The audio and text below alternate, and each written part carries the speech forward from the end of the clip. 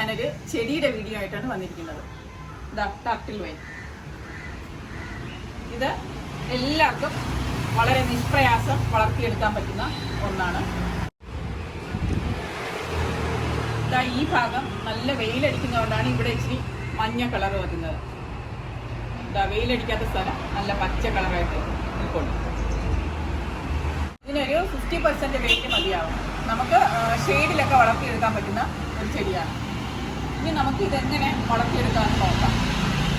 അതിൻ്റെ നടീ രീതികളും ഒക്കെ നമുക്കൊന്ന് കാണാം.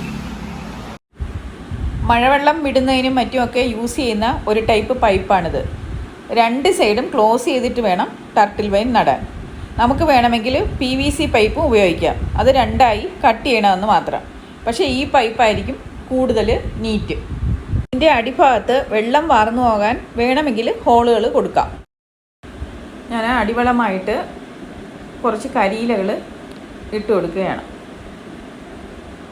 അതുപോലെ ഇതിന് വേണ്ടുന്ന പോട്ടി മിക്സ് എന്ന് പറയുന്നത് ഗാർഡൻ സോയിൽ, ചകിരിച്ചോറ്, ചാണകപ്പൊടി എന്നിവ 1:1:1 എന്ന അനുപാതത്തിലാണ് ഉപയോഗിക്കുന്നത്. അതുപോലെ ഇതിൻ്റെ 1/4 ഭാഗം മാത്രമേ നിറയ്ക്കുന്നുള്ളൂ. അപ്പോൾ നമുക്ക് ഇടയ്ക്കിടെ വളപ്രയോഗം നടത്താനും പറ്റും. പിന്നെ ഈ പൈപ്പിന് അടിവശത്ത് ഞാൻ ഒരു ഹോൾസും കൊടുത്തിട്ടില്ല. വെള്ളം സ്പ്രേ ചെയ്ത് ആവശ്യത്തിന് മാത്രം ഉപയോഗിക്കാനാണ് തീരുമാനിച്ചിരിക്കുന്നത്. ഈ മിശ്രം തന്നെ ഹാങ്ങിങ് ബോട്ടിലും നമുക്ക് ടർട്ടിൽ വൈൻ നടാൻ ഉപയോഗിക്കാം. മണ്ണ് നിറച്ച് കഴിഞ്ഞു.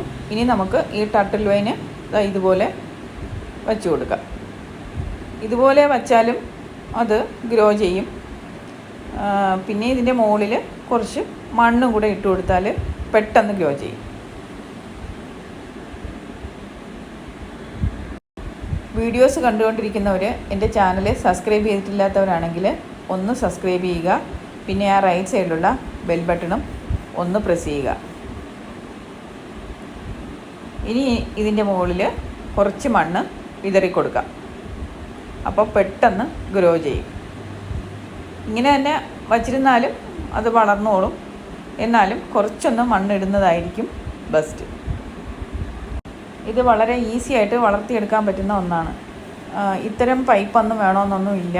ഈ ഹാങ്ങിങ് ബോട്ടിലൊക്കെ നമുക്ക് വളർത്തിയെടുക്കാൻ പറ്റും. അതുപോലെ ഒരു ചെറിയ കഷ്ണം ഈ ചെടി കിട്ടിയാൽ മതി. അതങ്ങ് ഒത്തിരി വളർന്നു വന്നോളും. നമ്മൾ ഒരുപാടൊന്നും ശ്രദ്ധിക്കുകയൊന്നും വേണ്ട അതിൻ്റെ കൂടെ. അതുകൊണ്ട് എല്ലാവരും ഒന്ന് ട്രൈ ചെയ്യുക.